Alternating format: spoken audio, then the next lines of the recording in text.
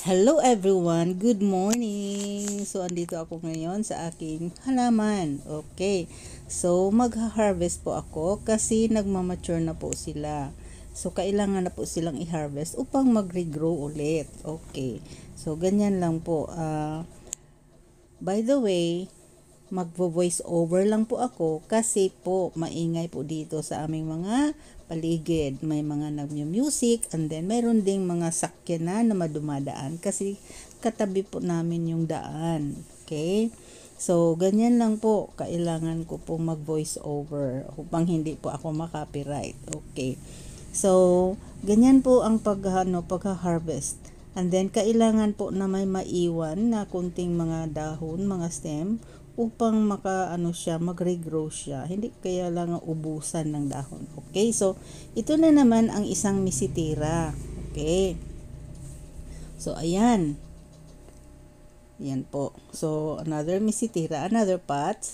So kailangan ko rin itong bawasan, kukunan ng mga dahon, mga stems. At itong mga stems na ito, pagkatapos kukuha na ng dahon, ay ko siya, itanim ko using the stem cuttings, ganyan, upang magkaroon ako ng maraming peppermint na bagong tubo. Ganyan lang po, upang hindi ako mauubusan. At kapag may mga bumibili, meron akong ibibenta, ganyan, kasi marami namang bumibili o ganyan lang po. Ayan, sa kailangan hindi ubusan ng dahon upang makapag-regrow siya ulit. Ganyan lang po. Okay, so ngayon, pagkatapos nito, ay, i-remove ko na yung mga dahon. Yan, andyan na, dalawang pots, dalawang Tupperware. Okay, so nandito na ako sa aking kusina. Yan, makalat ang kusina ko pala. Ayan. Okay, so magre-remove na ako ng mga dahon. Ganyan po. I-separate ko na yung dahon sa stem. Yung stem ko po ay isuk sa tubig upang pagka bukas ay ko na siya, itatanim. Ganyan po. Ayan. Ganyan. So, hindi mahirap ang pag-remove ng mga dahon. Madali lang po siya. And then, ayun. So, kailangan pong i-separate ang stalk or stem sa dahon. Kasi matigas yung stem ng peppermint. Ganyan.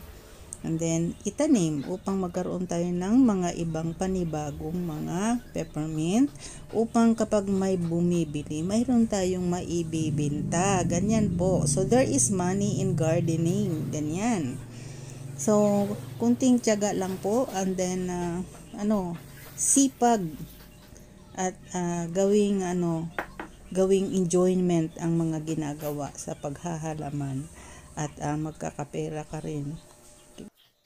So, yung mga itatanim din, kailangan din na mayroong maiwan na dahon. Kasi, mamamatay sila kung walang dahon. Kasi po, ang dahon po ay nag-photosynthesize. So, nagbibigay po siya ng pagkain sa mga tutubo na halaman. Ganun po yun.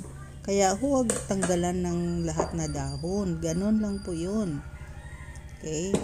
And then, yan. Ang dami, diba? Okay, so yan, hinugasan ko na. And then, pagkatapos ay i-spin ko yan upang ma-remove yung mga dahon. Kasi, kapag hindi ko yan i-spin, pag i-air dry ko dyan, may mga tubig pang naiwan at siyang nasisira yung mga dahon. Kaya, i-spin ko muna to remove excess water bago ko siya i-air dry. Ganon lang po yun. Ayan, nag-spin a win. Ayan. Ayan, may maraming tubig dyan lalabas. Ganyan po ang purpose ng spin. Spinning the leaves upang mabawasan ang tubig, upang hindi siya malalanta sa dami ng tubig. Ganyan. Ayan. Ayan may maraming tubig. Ganyan. Okay, so another one. So, spin again. So, marami pang tubig dyan. Lalabas ang tubig. Ganyan lang po. Ayan. Sipag at tiyaga lang po talaga. Ayan. Ganyan lang po. So, kailangan rin magkaroon kayo ng spinner. Kasi po, pag i-air dry nyo yan, directly, pagkatapos mo kinat, tapos i-air dry mo lang directly, may mga, ano yan, may mga dusts. Kaya kailangan hugasan. Yan, okay. So, yun na po ang purpose ng spinning. Remove the excess water. And then, ayan, ready na po yan, i-air dry. Ayan, yan po ang ginagamit kong lalagyan kapag nag-air dry na ako. So, ganyan lang po. Okay? So, yan na po. Tapos na po ako. Maraming salamat. Bye-bye.